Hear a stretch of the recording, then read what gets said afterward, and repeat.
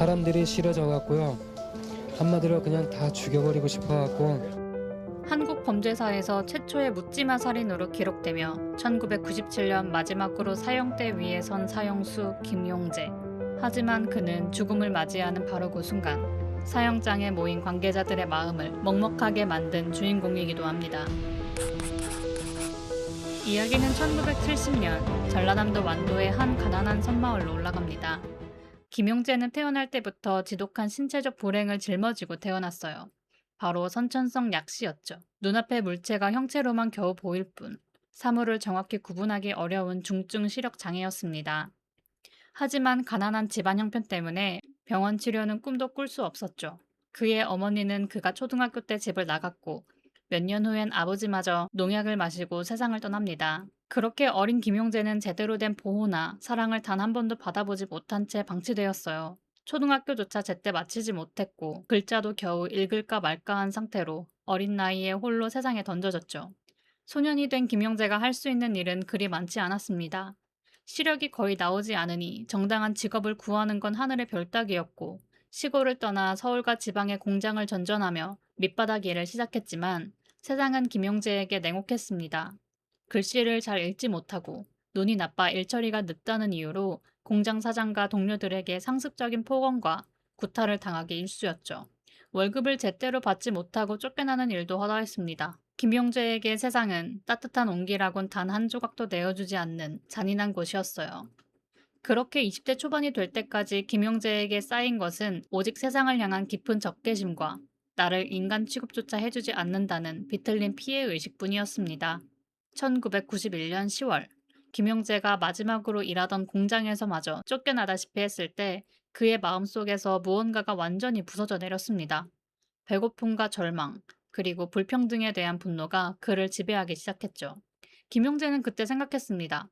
세상이 나를 버렸으니 나도 세상을 향해 복수하겠다.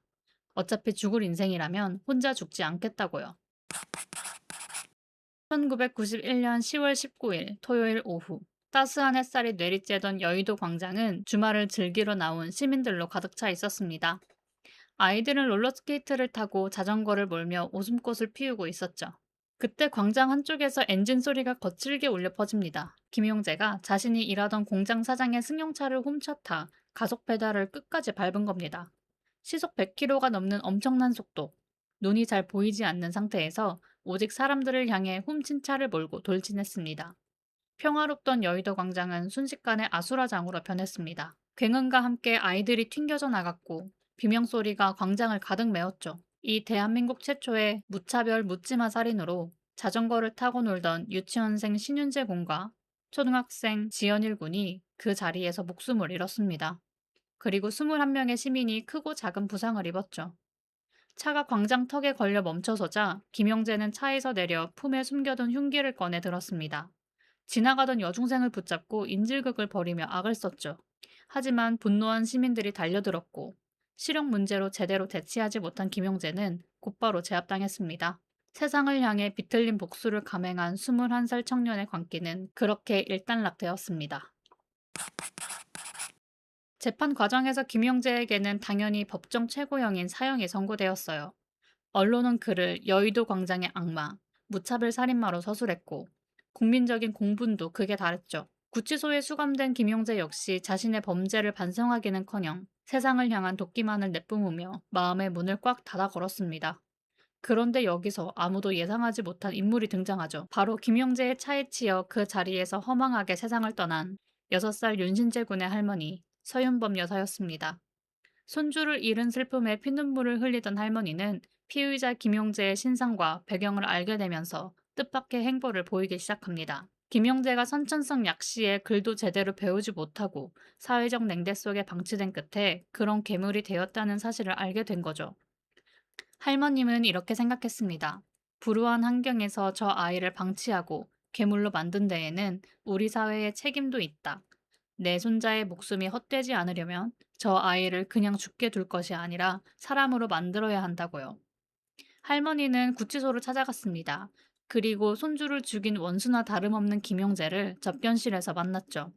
김용재는 당연히 욕설이나 비난이 날아올 것이라 생각하고 고개를 숙인 채 도끼를 품고 있었습니다. 하지만 할머니가 건넨 것은 비난이 아니라 손주를 잃은 유족으로서의 눈물 어린 용서와 종교적 사랑이었습니다. 할머니는 김용재에게 세상을 너무 원망하지 말아라. 내 손자는 하늘나라에서 너를 용서했을 것이다. 라며 김용재를 보듬어 주었습니다. 거기에 교화위원들의 도움으로 김용재의 눈에 꼭 맞는 안경까지 지급되면서 그는 세상의 형태를 제대로 바라볼 수 있게 되었어요. 손주를 잃은 피해자 유족이 사형수에게 건넨 이 숭고한 용서 앞에 평생 세상을 미워하기만 했던 김용재의 단단한 마음의 벽이 완전히 무너져 내렸습니다. 김용재는 할머니 앞에서 오열하기 시작했어요. 평생 단 한 번도 받아보지 못했던 따뜻한 온기와 사랑을 자신이 가장 큰 죄를 지은 피해자의 할머니에게서 처음으로 느꼈던 겁니다. 이후 김용재는 완전히 다른 사람이 되었어요. 진심으로 자신의 죄를 뉘우치며 눈물로 나날을 보내기 시작했죠. 성경을 읽고 교화 활동에 열중했으며 깊은 속죄의 마음을 가지게 되었습니다. 피해자 할머니 역시 법원에 김용재를 감형해달라는 탄원서까지 제출하며 그가 참회할 수 있도록 도와주었습니다. 하지만 아무리 참회하고 용서를 받았다 해도 아무 죄 없는 어린아이들의 목숨을 앗아간 중죄는 결코 없어질 수 없었습니다. 김용재 역시 자신의 죄가 사형이라는 가장 무거운 형벌로 치러져야 한다는 점을 겸허히 받아들였죠. 시간이 흘러 1997년 12월 30일 김영삼 정부 말기 전격적으로 전국 교정시설에서 사형 집행이 단행되었습니다. 23명의 사형수가 세상에서 사라지는 대한민국 역사상 마지막 사형 집행일이었죠.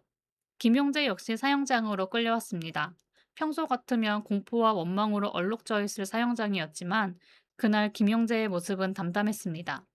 자신 때문에 목숨을 잃은 아이들과 유족들에게 참회의 죗값을 치를 시간이 왔음을 알고 있었기 때문이죠. 그는 사형대 위에서 눈물을 흘리며 마지막 유언을 남겼습니다. 저 같은 악한 놈을 용서해 주신 신재 할머님께 진심으로 감사드립니다. 그리고 제가 목숨을 앗아간 피해자들과 그 가족분들께 머리 숙여 사죄드립니다. 김용재는 진심 어린 속죄의 기도와 함께 사형대 위에서 죗값을 치르며 눈을 감았습니다. 아무리 불우한 삶이 찾아왔다고 해도 무고한 사람들의 생명을 짓밟은 김용재의 범죄는 결코 정당화될 수 없는 무거운 죄였습니다.